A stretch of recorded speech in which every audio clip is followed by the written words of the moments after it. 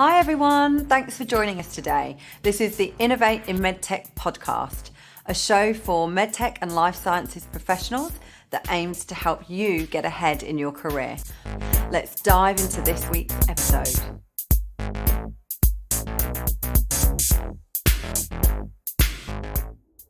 Good afternoon, John. Hope you're well. Justin, afternoon. Great to be with you. Thank you very much for joining me on this quarter's Innovate Search podcast, where we're going to be learning all about yourself and the importance of territory planning for your territory managers. So look, what I thought we'd start with, if you could just talk a little bit about yourself to our listeners and viewers and give them a bit of an overview of you and your career, if that's okay. Yeah, certainly, Justin. So been with Stryker for 16 years now. Had a background in science, but really enjoyed the commercial aspects. I've been fortunate enough to be over a broad range of teams. Started as a territory manager in trauma, and as a regional manager at trauma, building a small team of 4 or 5, 10 or 12. Lucky enough to have opportunities interstate as well in Western Australia, where I managed the Western Australian and South Australian businesses, and those significant businesses at times had up to 20 people under myself in the team. And then most recently had the opportunity to lead the upper extremity team, where we've got different layers, but we've got a team of nearly 40 people selling the upper extremity portfolio. So lots of different things, lots of different experiences, a lot of fun. So look forward to chatting about it. Awesome. Yeah, fantastic. Thanks for that, John. And obviously, I've had the pleasure of working directly with you from a recruitment perspective, and it's always a good laugh and always, a good time. Just getting into a few things, if it's okay, John. So going into your career, you've obviously had a really expansive career in people management and one that's been incredibly successful. How important would you say is a good, solid territory plan for the territory managers that have reported into you in the past? Yeah, look, I think territory planning for all your territory managers, for me, is absolutely critical. There's different ways to do it, and you've got different approaches. But I think it can have an individual touch, but I think regardless, it's got to have some really key elements to it. And for me, it provides structure, it provides focus, it provides the territory manager with that strategic direction. So it allows you to plan for those short win gains and long-term success. So for me, critical, and the successful territory managers do it really, really well. How does it enable a really successful territory manager to exceed their annual budget if they have a really great territory plan? I think there's two parts to it. Developing a great plan with all those things we spoke about was your structure, your focus, direction, a plan. It allows them to break down what their budget is. But I think it's the execution of that is the key part. So it gives them clear bite-sized chunks on what to do, where to go, where to focus, where the resourcing is. And then it allows them to tick off their execution piece as well, which is just as important. So as I said, all long-term successful territory managers of Stryker have had a really strong plan. I suppose that kind of leads very well into sort of a next question, John. So without going into specific names here, when have you seen it executed really well? I've got a couple of examples, and these TMs would be 10 plus years. And in our business, we do have a short-term targets. We have to hit your numbers year on year. But with that, we have new registrars and consultants coming into the business every year, and that's a 5-year process. So the guys who can focus on the now and then focus on the future in line with the plan are the ones that can then bring those new guys through with Stryker and not a competitor, and that allows them to add to their budget year on year outside the day-to-day grind of the selling, but it also gives them that long-term input of sales, but it takes a bit of planning to execute. Go into that in a little bit more detail, John. So explain to us and to the listeners, to the viewers, run me through the breakdown of a territory plan. Like, what makes a great territory plan and how would someone put one together? I think what makes a great plan is a number of things. So for me, it's data and historical driven. It's actionable, and I think it's measurable. It really ensures that they focus on the right accounts the right way at the right time. When I think of it, I've just jotted some notes here what I think what a great plan was, and I think it starts with that overview and really understanding the territory and the customer segments. We talk with Stryker a lot about retain, grow and convert segments. So it's really understanding your key targets, how you're going to approach them, what you need to do, and what they're going to bring to your business. That includes market insights. It includes current performance of the territory and the customers. I think the segmentation is really important because it allows you to focus in the right areas where you're going to get the best return on your time and return on your investment. And it allows you to map out your key stakeholders, who your targets are, who your people of influence, who your people of decision are going to be. So heads of unit, influence, gatekeepers, there's a whole range with or without title. So I think that's really critical. I think just in having really clear goals and targets. So our territory managers will get a sales target at the start of every year. But I think that for them then to go down and break that down into a number of joints or number of units, and then how they're going to do that and break it down granularly is really important. And you see that the guys with a strong pie, you're only going to get maybe 30% of your targets to do something. So that pipeline is really, really critical.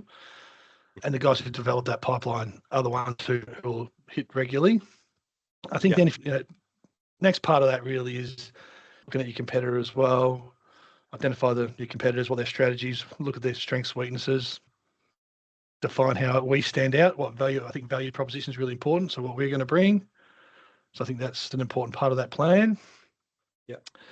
Then the last couple, Justin, I think is really aligning your plan. So you've got your regional area, but really aligning it with your sales and marketing strategy. So working with your marketing team to align with what the goals of the business are, where the resourcing is, what campaigns, what you have available to you, what events you have available to you. So that's all really part of a strong plan as well. And then, of course, the execution. So define what you want to do, track it with metrics, have regular monthly updates to see where you're at, be flexible enough to change if something's not working, and have plan Bs as well. So I think, in summary, very data-driven, using real market insights, not just assumptions, focus, so prioritizing the value, prioritizing opportunities, ability to be agile, and aligned with your company goals. And if your plan has all of that or elements of that, I think you're on the right track. I think it's safe to say, John, that I spoke a lot there. Sorry about that. Yeah, that's so good, mate. I think it's safe to say, mate, that the very best territory managers don't just wing it, right? It's something that is planned out and something that is focused on to make sure that you go and hit that number. Yes. And, we don't want this to scare people, and we have, as I said, the spectrum. We've got people who have Excel spreadsheets until you can't read it anymore. And then we'll have others who have it written down in a writing pad. But I think as long as they can articulate it, share it with the group, share it with their teammates, that's the really important part. Is this something that you feel is learnt, John? Is it something that can be passed down from regional manager to territory manager or senior territory manager to associate territory manager? Or is there an innate ability initially to be able to think about this from a strategic point of view? I think it has to be alert behaviour, but there is an innate. I think the very best it comes naturally, and they understand what triggers they're looking for and what they need to do quite naturally. But interesting, some do it naturally, but don't document it or record it naturally. And some will take time, will need training and coaching, but will be fantastic at documenting it and tracking it and implementing it. So I think it's something you can absolutely learn and implement. It looks like any skill, Justin. The more you do it, the better you get at it. And then the greater feedback you get from it because you're doing it, the more you want to do it. And it's a perpetual motion from there. It does bring along success. Yeah, fantastic. And really understanding your business, John, and knowing really what happens and how that translates into success within Striker. Do you see real similarities when you're interviewing? So when you're hiring and interviewing a potential new territory manager to come and join your team, how do you expect them to articulate that during an interview process? Yeah, sure. And that's a good point, just because everyone's got the opportunity to go into a business plan of that depth, depending on their current role. Not many have maybe had the expectation that's what you do either. But what we do like to hear, so during the interview, we do like to hear about, how they plan their day. We do like to hear what structures they work towards. We often ask them about a big win or a big opportunity or a failure. And that's more around understanding what their approach was and how they combated or how they planned for it or how they reacted after the event. So I think regardless of your experience, whether you've been in sales for a long time or you're new to it, you can still work to a process depending on your situation. And that might be, again, that sales process or that business planning process. Understand needs, have a clear target, have clear set goals, understand your landscape, implement the plan, use your resources around you. It's not, and you can, even when people haven't had the experience, you can hear it in their responses. That's their thought process. And is that what's more important to you? That thought process, that strategy behind that you can hear, rather than them maybe hitting target for 5 years running? Yeah, a combination of both. Obviously, target's very important, but the how is more important for us because, again, we've got people who've executed their plans, but for some other reason they don't hit, but the process is right. So we'd love to hear, I think we'd love to hear about how people go about it, their thought process around how they got to the point they got to, and whether they hit their target or not hit their target. What were their learnings? What would they do next time? What would they do differently? That's, I think, really critical. But again, it's, what was the process to get them to that point? Yeah.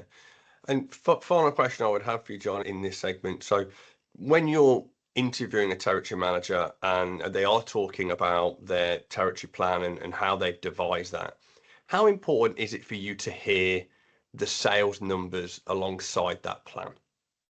I think really critical for a salesperson. I think the first red flag is in a salesperson CV that doesn't have a number in it. Like, I think true salespeople, really people driven by numbers and achievement, will have their achievements in there, whether it be a percentage to target or the territory number or growth number. So when articulating the plan, if you are interviewing, I'd have detail on your territory size, know your growth requirement, and know what you did.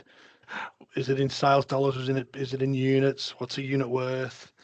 Understand the mechanics behind how you got to that goal, because that's demonstrating that you've got a really great understanding of your current business or your current role, and it shows to us that you're really driven by numbers and that you've got a real handle on what you're doing. So I think examples about achieving numbers and hitting numbers are great, but if they're backed by data, real life growth numbers, we'll deliberately ask questions around the territory and the performance, and you know straight away if someone actually knows their business versus someone who's a bit iffy.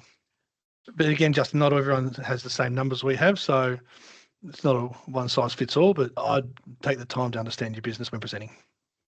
Yeah, fantastic. Well, look, some excellent advice there, John, and thanks so much for taking the time to go through. That's going to be invaluable for some of our listeners and watchers. And so thank you once again for your time, John.